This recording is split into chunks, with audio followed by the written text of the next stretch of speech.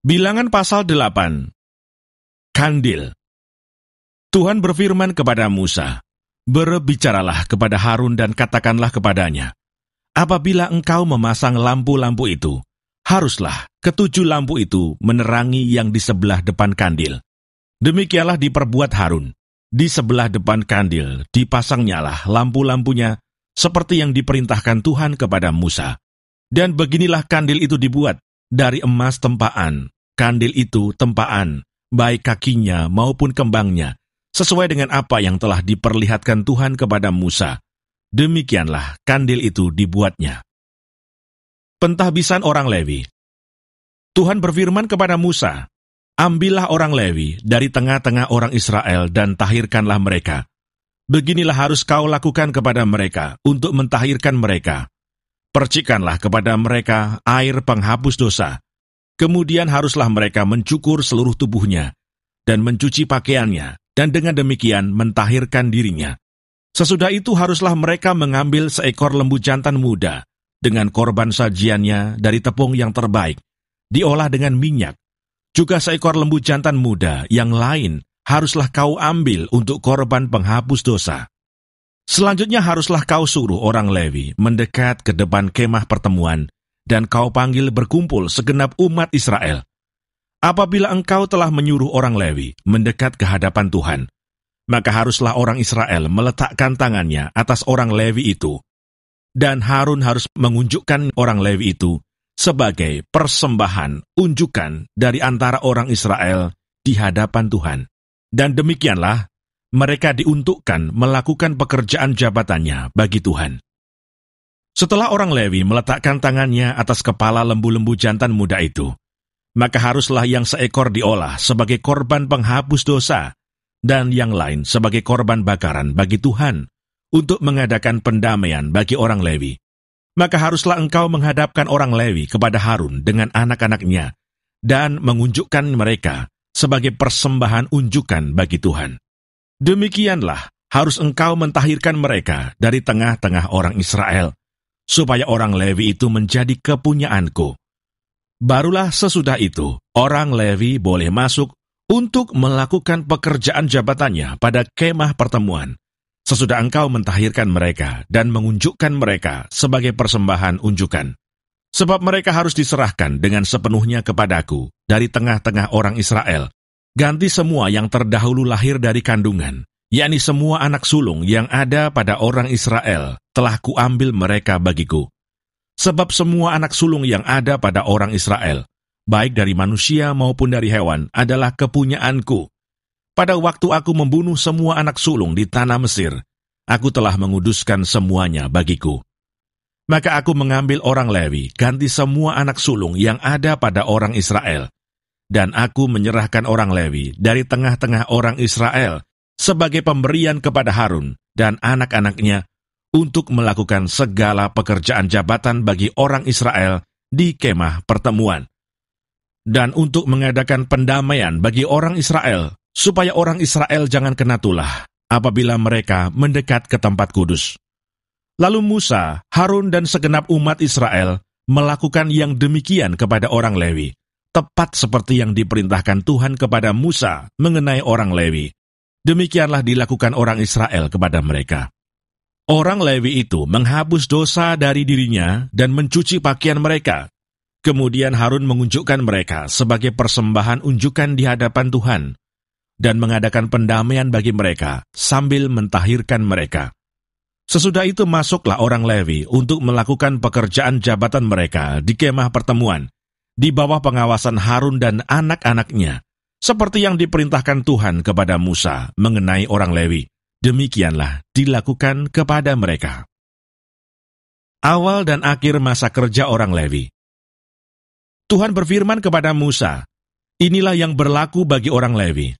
Setiap orang yang berumur 25 tahun ke atas wajib bertugas, supaya ia bekerja pada kemah pertemuan. Tetapi jika ia berumur 50 tahun, haruslah ia dibebaskan dari pekerjaan itu, sehingga tak usah ia bekerja lebih lama lagi. Ia boleh membantu saudara-saudaranya di kemah pertemuan dalam menjalankan tugas mereka, tetapi tidak usah lagi ia menjabat pekerjaan itu. Demikianlah harus kau lakukan kepada orang Lewi mengenai tugas mereka. Bilangan pasal 9. Ketetapan-ketetapan mengenai perayaan Paskah. Tuhan berfirman kepada Musa di padang gurun Sinai, pada bulan yang pertama tahun yang kedua, sesudah mereka keluar dari tanah Mesir. Orang Israel harus merayakan Paskah pada waktunya, pada hari yang ke-14 bulan ini, pada waktu senja. Haruslah kamu merayakannya pada waktu yang ditetapkan. Menurut segala ketetapan dan peraturannya, haruslah kamu merayakannya. Lalu Musa menyuruh orang Israel merayakan Paskah. Maka mereka merayakan Paskah pada bulan yang pertama, pada hari yang ke-14 bulan itu, pada waktu senja di padang gurun Sinai. Tepat seperti yang diperintahkan Tuhan kepada Musa, demikianlah dilakukan orang Israel. Tetapi ada beberapa orang yang najis oleh karena mayat, sehingga tidak dapat merayakan Paskah pada hari itu. Mereka datang menghadap Musa dan Harun pada hari itu juga, lalu berkata kepadanya, "Sungguh pun kami najis oleh karena mayat. Dengan dasar apakah kami dicegah mempersembahkan persembahan bagi Tuhan di tengah-tengah orang Israel pada waktu yang ditetapkan?" Lalu jawab Musa kepada mereka, "Tunggulah dahulu. Aku hendak mendengar apa yang akan diperintahkan Tuhan mengenai kamu." Lalu berfirmanlah Tuhan kepada Musa, "Katakanlah kepada orang Israel, apabila salah seorang di antara kamu atau keturunanmu najis oleh karena mayat, atau berada dalam perjalanan jauh, maka ia harus juga merayakan Paskah bagi Tuhan. Pada bulan yang kedua, pada hari yang ke-14, pada waktu senja, haruslah orang-orang itu merayakannya, beserta roti yang tidak beragi, dan sayur pahit, haruslah mereka memakannya. Janganlah mereka meninggalkan sebagian daripadanya sampai pagi, dan satu tulang pun tidak boleh dipatahkan mereka. Menurut segala ketetapan Paskah, haruslah mereka merayakannya. Sebaliknya, orang yang tidak najis dan tidak dalam perjalanan tetapi lalai merayakan Paskah, orang itu harus dilenyapkan dari antara orang-orang sebangsanya, sebab ia tidak mempersembahkan persembahan yang kepada Tuhan pada waktunya. Orang itu akan menanggung akibat dosanya. Apabila seorang asing yang telah menetap padamu hendak merayakan Paskah bagi Tuhan, maka haruslah ia merayakannya menurut segala ketetapan dan peraturan Paskah. Satu ketetapan harus berlaku bagi kamu, baik bagi orang asing maupun bagi orang Israel asli. Tiang awan memimpin perjalanan Israel. Pada hari didirikan kemah suci, maka awan itu menutupi kemah suci, kemah hukum Allah. Dan pada waktu malam sampai pagi, awan itu ada di atas kemah suci, kelihatan seperti api. Demikianlah selalu terjadi. Awan itu menutupi kemah, dan pada waktu malam kelihatan seperti api. Dan setiap kali awan itu naik dari atas kemah, maka orang Israel pun berangkatlah, dan di tempat awan itu diam, di sanalah orang Israel berkemah. Atas titah Tuhan orang Israel berangkat, dan atas titah Tuhan juga mereka berkemah. Selama awan itu diam di atas kemah suci, mereka tetap berkemah. Apabila awan itu lama tinggal di atas kemah suci, maka orang Israel memelihara kewajibannya kepada Tuhan, dan tidaklah mereka berangkat. Ada kalanya awan itu hanya tinggal beberapa hari di atas kemah suci, maka atas titah Tuhan mereka berkemah, dan atas titah Tuhan juga mereka berangkat. Ada kalanya awan itu tinggal dari petang sampai pagi. Ketika awan itu naik pada waktu pagi, mereka pun berangkatlah, baik pada waktu siang, baik pada waktu malam. Apabila awan itu naik, mereka pun berangkatlah. Berapa lama pun juga awan itu diam di atas kemah suci, baik 2 hari, baik sebulan atau lebih lama, maka orang Israel tetap berkemah dan tidak berangkat. Tetapi apabila awan itu naik, barulah mereka berangkat. Atas titah Tuhan mereka berkemah, dan atas titah Tuhan juga mereka berangkat. Mereka memelihara kewajibannya kepada Tuhan, menurut titah Tuhan, dengan perantaraan Musa. Bilangan pasal 10. Semboyan Nafiri. Tuhan berfirman kepada Musa, "Buatlah 2 nafiri dari perak tempaan harus kau buat itu, supaya dipergunakan untuk memanggil umat Israel dan untuk menyuruh laskar-laskarnya berangkat. Apabila kedua nafiri itu ditiup, segenap umat itu harus berkumpul kepadamu di depan pintu kemah pertemuan. Jikalau hanya satu saja ditiup, maka para pemimpin, para kepala pasukan Israel harus berkumpul kepadamu. Apabila kamu meniup tanda semboyan, maka haruslah berangkat laskar-laskar yang berkemah di sebelah timur. Apabila kamu meniup tanda semboyan kedua kalinya, maka haruslah berangkat laskar-laskar yang berkemah di sebelah selatan. Jadi tanda semboyan harus ditiup untuk menyuruh mereka berangkat. Tetapi untuk menyuruh jemaah itu berkumpul, kamu harus meniup saja, tanpa memberi tanda semboyan. Nafiri-nafiri itu harus ditiup oleh anak-anak Imam Harun. Itulah yang harus menjadi ketetapan untuk selama-lamanya, bagimu turun-temurun. Dan apabila kamu maju berperang di negerimu melawan musuh yang menyesakkan kamu, kamu harus memberi tanda semboyan dengan nafiri, supaya kamu diingat di hadapan Tuhan Allahmu, dan diselamatkan daripada musuhmu. Juga pada hari-hari kamu bersukaria, pada perayaan-perayaanmu, dan pada bulan-bulan barumu, haruslah kamu meniup nafiri itu pada waktu mempersembahkan korban-korban bakaranmu, dan korban-korban keselamatanmu. Maksudnya, supaya kamu diingat di hadapan Allahmu, akulah Tuhan Allahmu. Berangkat dari Gunung Sinai.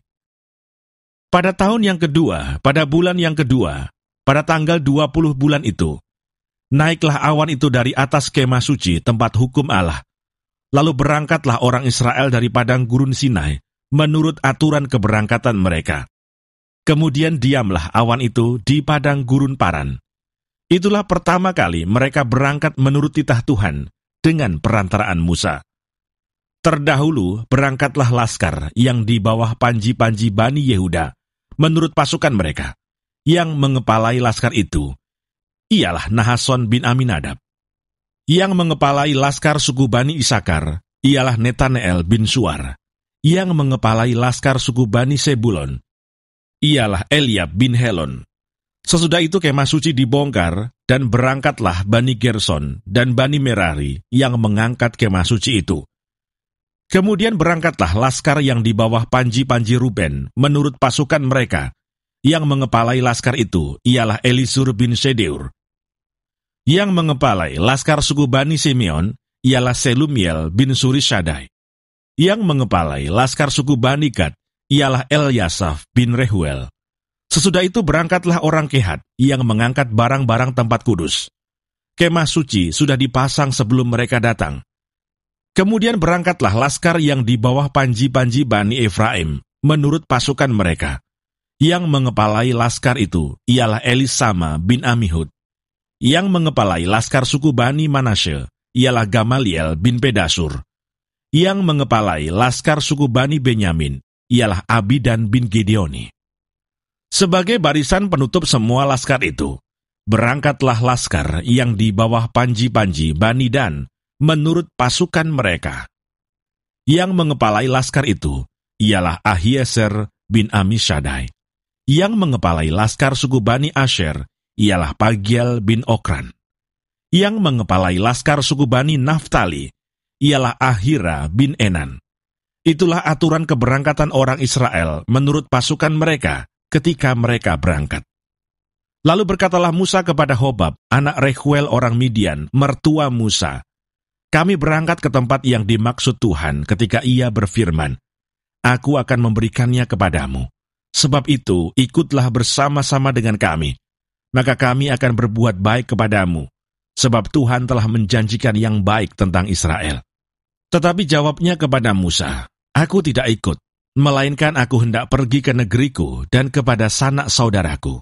Kata Musa, janganlah kiranya tinggalkan kami, sebab engkaulah yang tahu bagaimana kami berkemah di padang gurun, maka engkau dapat menjadi penunjuk jalan bagi kami. Jika engkau ikut bersama-sama dengan kami, maka kebaikan yang akan dilakukan Tuhan kepada kami, akan kami lakukan juga kepadamu. Lalu berangkatlah mereka dari gunung Tuhan, dan berjalan 3 hari perjalanan jauhnya. Sedang tabut perjanjian Tuhan berangkat di depan mereka, dan berjalan 3 hari perjalanan jauhnya, untuk mencari tempat perhentian bagi mereka. Dan awan Tuhan ada di atas mereka pada siang hari, apabila mereka berangkat dari tempat perkemahan. Apabila tabut itu berangkat, berkatalah Musa, "Bangkitlah Tuhan, supaya musuhmu berserak dan orang-orang yang membenci engkau melarikan diri dari hadapanmu." Dan apabila tabut itu berhenti, berkatalah ia, "Kembalilah Tuhan kepada umat Israel yang beribu-ribu laksa ini." Bilangan pasal 11. Api Tuhan. Pada suatu kali, bangsa itu bersungut-sungut di hadapan Tuhan tentang nasib buruk mereka. Dan ketika Tuhan mendengarnya, bangkitlah murkanya, kemudian menyalalah api Tuhan di antara mereka, dan merajalela di tepi tempat perkemahan. Lalu berteriaklah bangsa itu kepada Musa, dan Musa berdoa kepada Tuhan, maka padamlah api itu. Sebab itu, orang menamai tempat itu Tabera, karena telah menyala api Tuhan di antara mereka. Tuhan berjanji memberi daging. Orang-orang bajingan yang ada di antara mereka kemasukan nafsu rakus, dan orang Israel pun menangislah pula serta berkata, "Siapakah yang akan memberi kita makan daging? Kita teringat kepada ikan yang kita makan di Mesir dengan tidak bayar apa-apa, kepada mentimun dan semangka, bawang prei, bawang merah dan bawang putih. Tetapi sekarang kita kurus kering, tidak ada sesuatu apapun, kecuali mana ini saja yang kita lihat. Adapun mana itu seperti ketumbar, dan kelihatannya seperti damar bedolah." Bangsa itu berlari kian kemari untuk memungutnya, lalu menggilingnya dengan batu kilangan, atau menumbuknya dalam lumpang. Mereka memasaknya dalam periuk, dan membuatnya menjadi roti bundar. Rasanya seperti rasa panganan yang digoreng. Dan apabila embun turun di tempat perkemahan pada waktu malam, maka turunlah juga mana di situ. Ketika Musa mendengar bangsa itu, yaitu orang-orang dari setiap kaum, menangis di depan pintu kemahnya, bangkitlah murka Tuhan dengan sangat, dan hal itu dipandang jahat oleh Musa. Lalu berkatalah Musa kepada Tuhan, "Mengapa kau perlakukan hamba-Mu ini dengan buruk? Dan mengapa aku tidak mendapat kasih karunia di mata-Mu, sehingga engkau membebankan kepadaku tanggung jawab atas seluruh bangsa ini? Akulah yang mengandung seluruh bangsa ini, atau akulah yang melahirkannya, sehingga engkau berkata kepadaku, pangkulah dia seperti pak pengasuh memangku anak yang menyusu. Berjalan ke tanah yang kau janjikan dengan bersumpah kepada nenek moyangnya. Dari manakah aku mengambil daging untuk diberikan kepada seluruh bangsa ini? Sebab mereka menangis kepadaku dengan berkata, berilah kami daging untuk dimakan. Aku seorang diri tidak dapat memikul tanggung jawab atas seluruh bangsa ini, sebab terlalu berat bagiku. Jika engkau berlaku demikian kepadaku, sebaiknya engkau membunuh aku saja. Jika aku mendapat kasih karunia di mata-Mu, supaya aku tidak harus melihat celakaku. Lalu berfirmanlah Tuhan kepada Musa, kumpulkanlah di hadapanku dari antara para tua-tua Israel 70 orang, yang kau ketahui menjadi tua-tua bangsa dan pengatur pasukannya. Kemudian bawalah mereka ke kemah pertemuan, supaya mereka berdiri di sana bersama-sama dengan engkau. Maka aku akan turun dan berbicara dengan engkau di sana. Lalu sebagian dari roh yang hinggap padamu itu akan kuambil dan kutaruh atas mereka. Maka mereka bersama-sama dengan engkau akan memikul tanggung jawab atas bangsa itu. Jadi tidak usah lagi engkau seorang diri memikulnya. Tetapi kepada bangsa itu haruslah kau katakan, kuduskanlah dirimu untuk besok. Maka kamu akan makan daging, sebab kamu telah menangis di hadapan Tuhan dengan berkata, siapakah yang akan memberi kami makan daging? Begitu baik keadaan kita di Mesir, bukan? Tuhan akan memberi kamu daging untuk dimakan. Bukan hanya 1 hari kamu akan memakannya, bukan 2 hari, bukan 5 hari, bukan 10 hari, bukan 20 hari, tetapi genap sebulan lamanya, sampai keluar dari dalam hidungmu dan sampai kamu muak, karena kamu telah menolak Tuhan yang ada di tengah-tengah kamu, dan menangis di hadapannya dengan berkata, untuk apakah kita keluar dari Mesir? Tetapi kata Musa, bangsa yang ada bersama aku ini berjumlah 600.000 orang berjalan kaki. Namun engkau berfirman, daging akan kuberikan kepada mereka, dan genap sebulan lamanya mereka akan memakannya.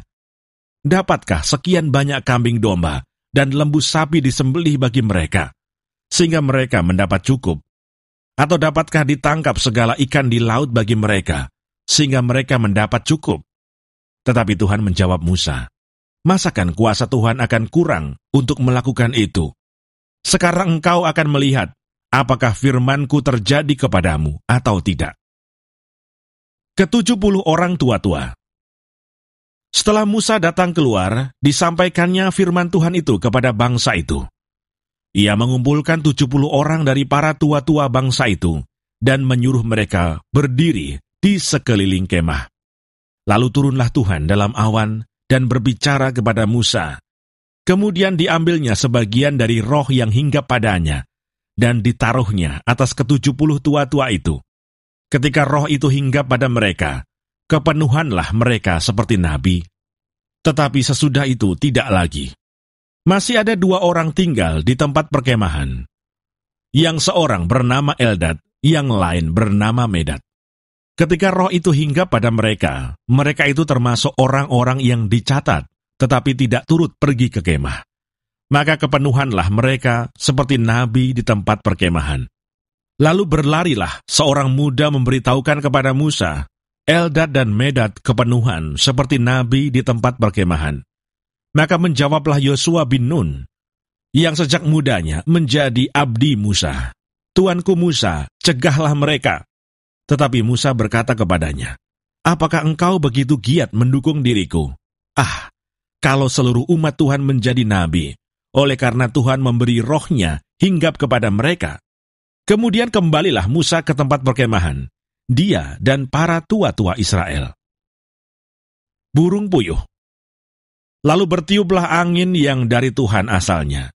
Dibawanyalah burung-burung puyuh dari sebelah laut, dan dihamburkannya ke atas tempat perkemahan dan di sekelilingnya, kira-kira sehari perjalanan jauhnya ke segala penjuru, dan kira-kira 2 hasta tingginya dari atas muka bumi. Lalu sepanjang hari dan sepanjang malam itu, dan sepanjang hari esoknya, bangkitlah bangsa itu mengumpulkan burung-burung puyuh itu. Setiap orang sedikit-dikitnya mengumpulkan 10 homer. Kemudian mereka menyebarkannya lebar-lebar sekeliling tempat perkemahan. Selagi daging itu ada di mulut mereka sebelum dikunyah, maka bangkitlah murka Tuhan terhadap bangsa itu. Dan Tuhan memukul bangsa itu dengan suatu tulah yang sangat besar. Sebab itu dinamailah tempat itu Kibrot Ta'awa, karena di sanalah dikuburkan orang-orang yang bernafsu rakus. Dari Kibrot Ta'awa berangkatlah bangsa itu ke Haserot, dan mereka tinggal di situ.